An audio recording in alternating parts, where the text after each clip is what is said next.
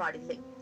கடனை வாங்கி கடனை அடைத்து வந்தவர் புலிவாலை பிடித்த கதையாக 19 நபர்களிடம் பணம் வாங்கியிருக்கிறார். கோகிலாவும் அவரது கணவரும் வாங்கிய கடனுக்காக இரவு 7 மணிக்கு மேல் தொலைபேசி அழைப்புகளில் பேசிய நிதி நிறுவன ஊழியர்கள் வீட்டு வாசல்படியில் நின்று கொண்டு அடாவடி செய்திருக்கின்றனர். இரவு 10 மணிக்கு பிறகும் தொலைபேசியில் அழைத்து பணம் கேட்டுள்ளனர்.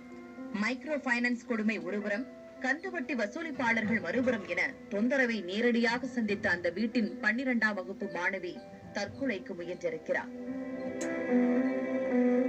சாயந்தரம் இரவு 7 மணி இருக்கும். அம்மா எங்க காசு, எனக்கு பணம் இப்பயே வேணும், நாங்க பணம் இல்லாம நகல மாட்டோம் அப்படின்னு வாசல்ல உட்காந்து மிரட்டுற மாதிரி பேசினாங்க சார். அது எப்படியோ பேசினாங்க, போகவே இல்லை. அது ஒண்ணு. அப்புறம் வார வெட்டிக்காரங்க வந்து நைட்டு 10 மணிக்கு மேல போன் பண்றது, அப்பா அம்மா இல்லையா, அம்மா வந்தானே கூப்பிடு அப்படின்னாலும் இந்த பிள்ளை அது இது சேர்ந்து மன உளைச்சலாகி தற்கொலை